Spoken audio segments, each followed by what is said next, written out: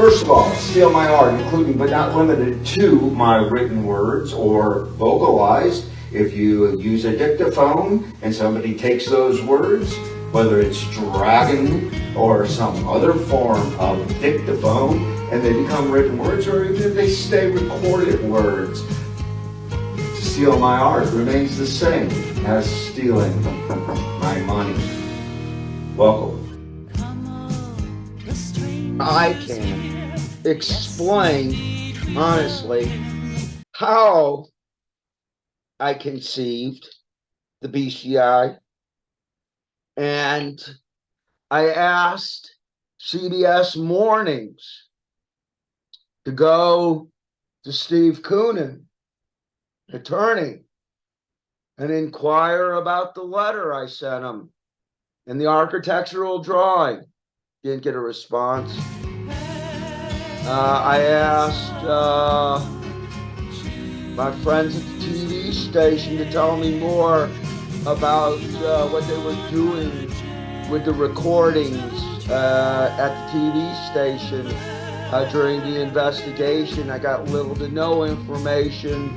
I got a little bit of information. I'm not completely in the dark. Yeah, they wanted to know something about marijuana usage and the news company and targeting and recording and tabs. And then it sounds like so convoluted, and then it goes back to, he's a lunatic. Why should we listen to him?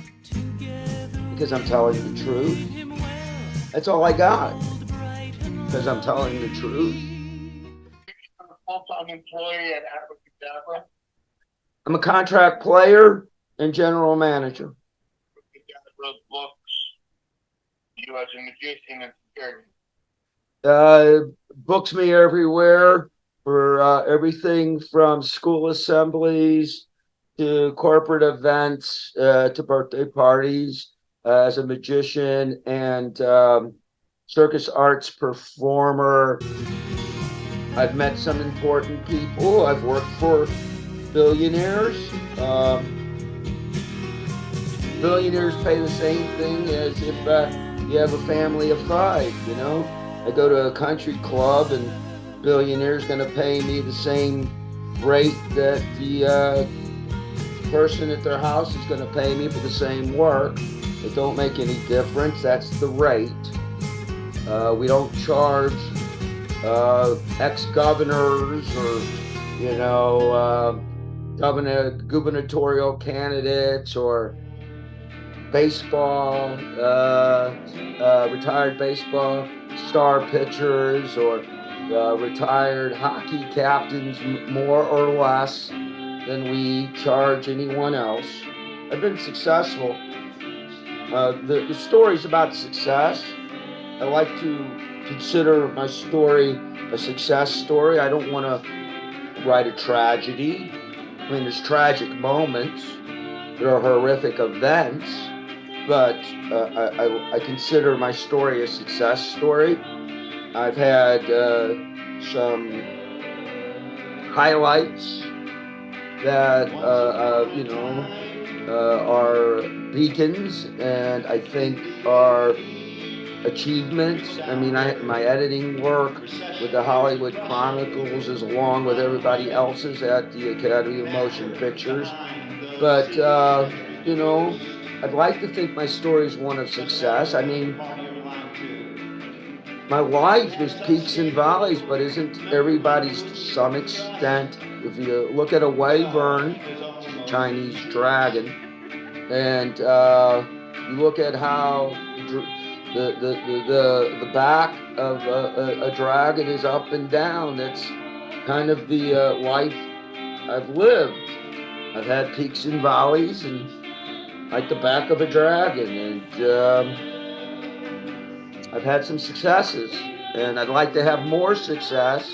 I'd like to move ahead and be recognized for some things that I've done that were failed to be recognized for. I haven't been able to find an agent since my agent died 30 years ago. I had a short relationship with a man named David Sachs in LA. Good man. Died of cancer. What have what agency?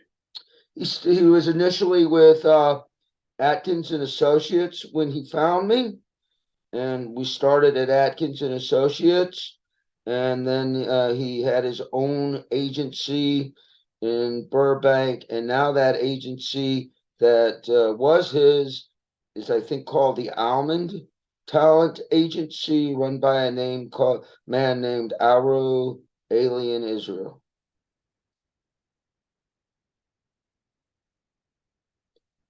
Tried to get That's out, your last agent. huh? That's your last agent. Yeah, it was David Sachs. Yeah. What about you look at work like Mr. Robot? You got Mr. Robot, a connection between Aur-Aelion, Israel, and Bradley Tolpin, and uh,